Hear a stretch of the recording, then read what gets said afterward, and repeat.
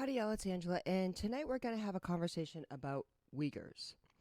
The Uyghurs, well, let's get into that in a minute, but before I do, I think I want to play you something because this is really important what's happening, and the only comparison that we have video evidence for on a mass scale like this, well, take a look.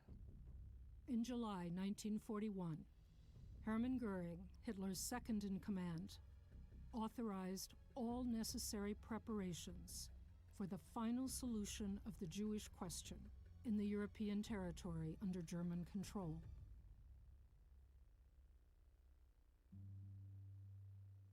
As German military forces advanced, mobile killing squads advanced with them.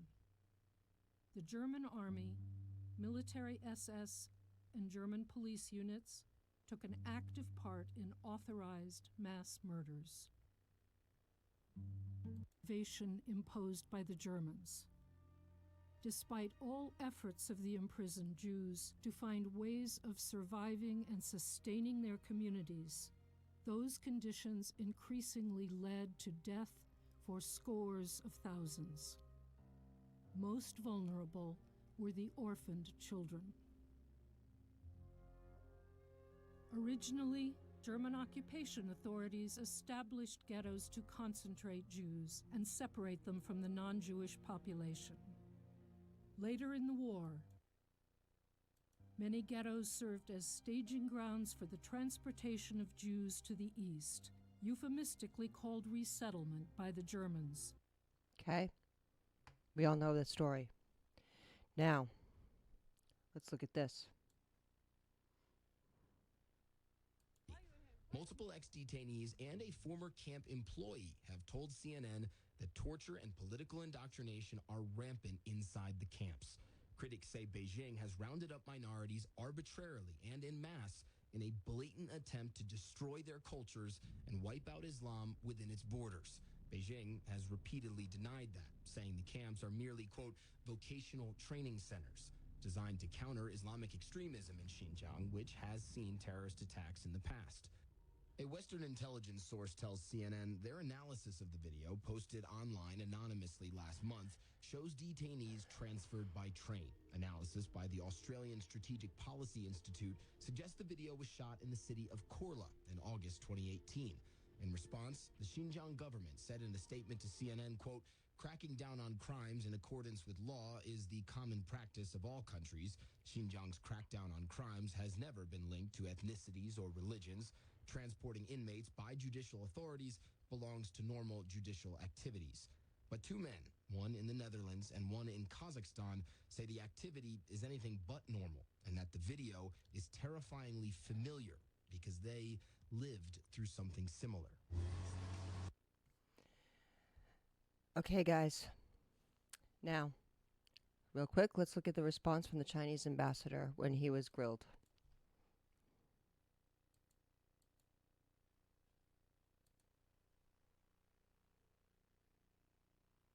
Shared around the world. This is almost certainly over northern China, over Xinjiang. Can you tell us what is happening here?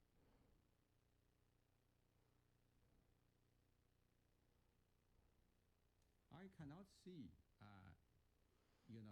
this video. This is not the first time you show me. I still remember last year you show me what is happening in Xinjiang. In Xinjiang, exactly. But let me tell you this. Xinjiang, have you been to Xinjiang yourself? No, I never have. You know, Xinjiang is regarded as the most beautiful place in Xinjiang. There's a Chinese saying, you do not know how big But China is. Ambassador, that is not beautiful coverage, however, is it?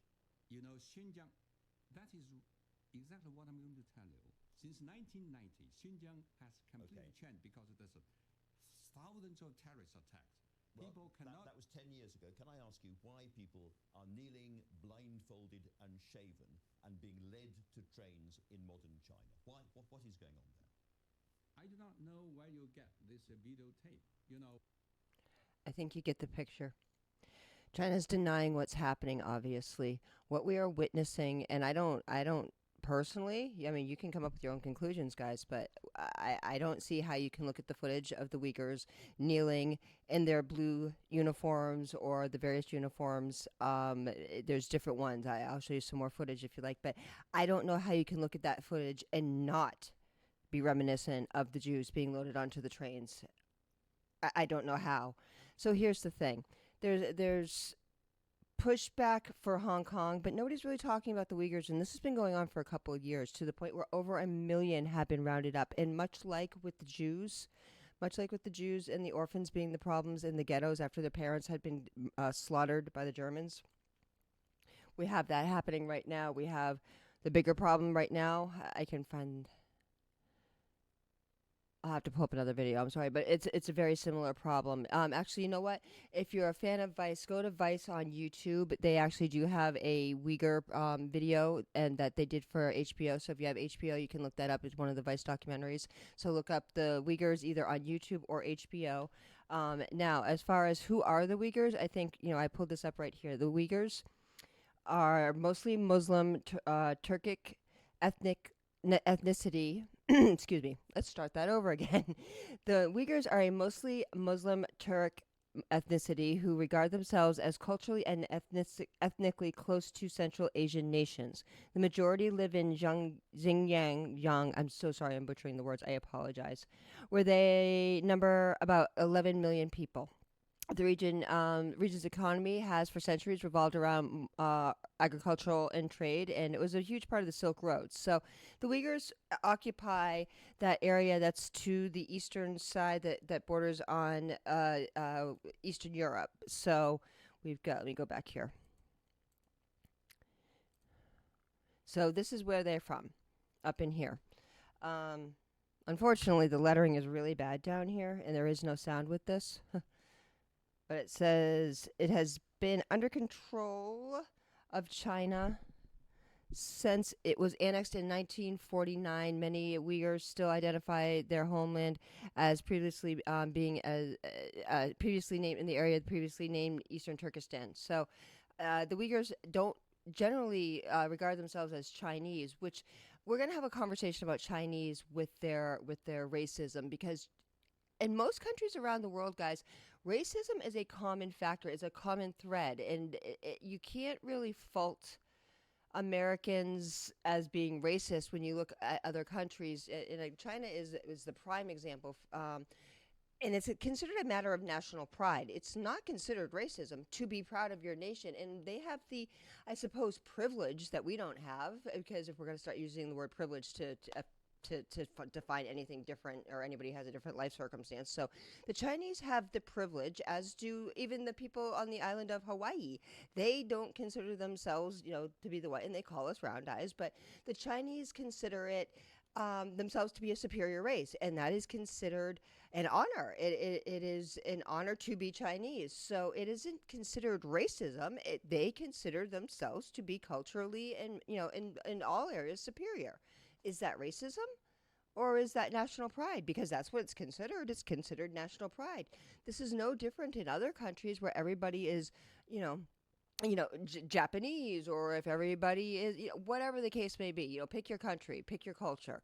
But American is supposed to be a melting pot, more so than any other country. And here's the thing: Jimmy Carter years ago said something to the effect about our melting pot.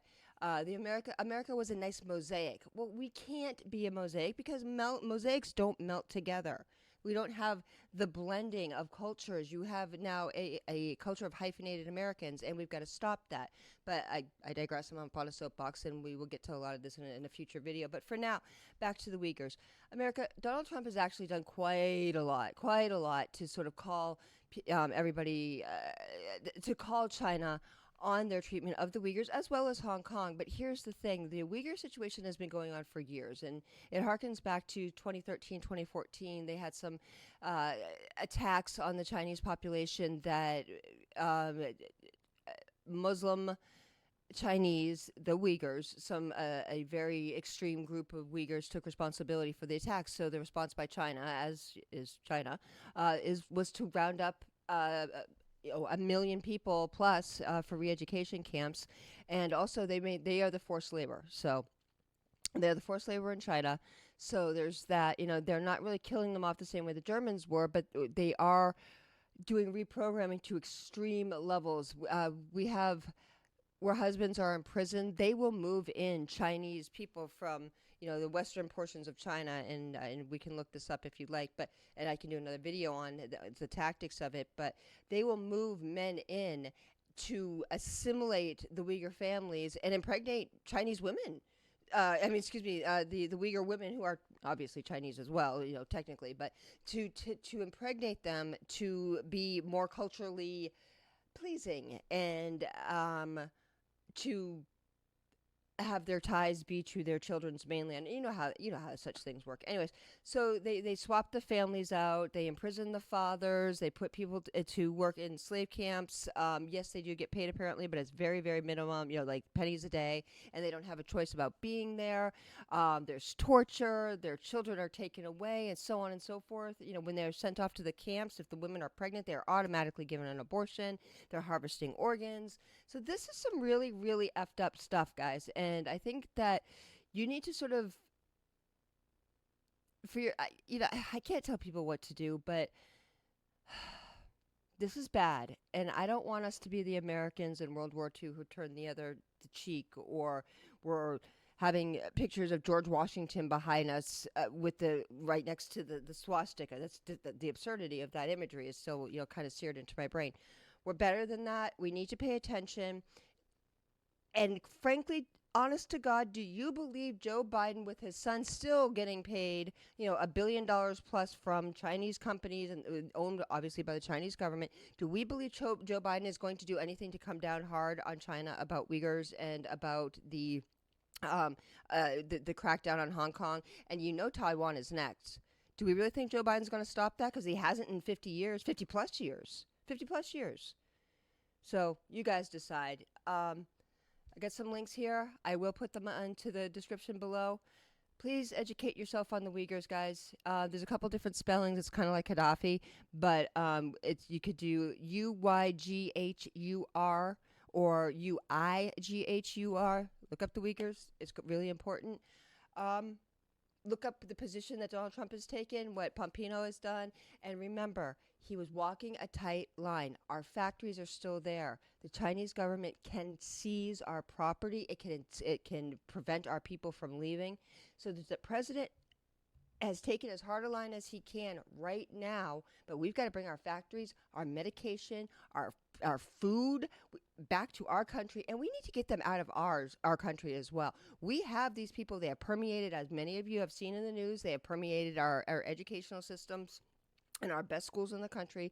We've arrested, the Justice Department has arrested how many different people on espionage charges within the education community, at Harvard, Texas A&M, all across the land. So we've got that. We've got them owning property all over the country and the world. So people understand that Uncle Donnie, much like the Chinese, Uncle Donnie does play a long game. You have to give him some credit and understand where his thinking's at. Please do your research before you just settle on one candidate because you think they're for you or you think they're for your values. Please. And remember, if the Democrats are for the poor, doesn't it behoove them to keep as many poor people as possible on their voter rolls? And doesn't it behoove the Republicans to make as many people wealthy as possible to elevate their voter rolls? Just think about it. Okay, guys, I'm not going to forget about it this time. Please like, share, subscribe if you like my content. I'm just getting started. I'm just getting the hang of this whole video thing. I've got a lot to share. Next up, we're going to talk about Spooky Dude, and we're going to do a revisit of the stuff that I've learned or the stuff that's come to fruition from the time that I worked for Glenn Beck and we researched George Soros to today and how it's playing out all across the country. Thanks so much. I will talk to you soon. Again, like, share, subscribe. Follow me on Parler at Mother Issues.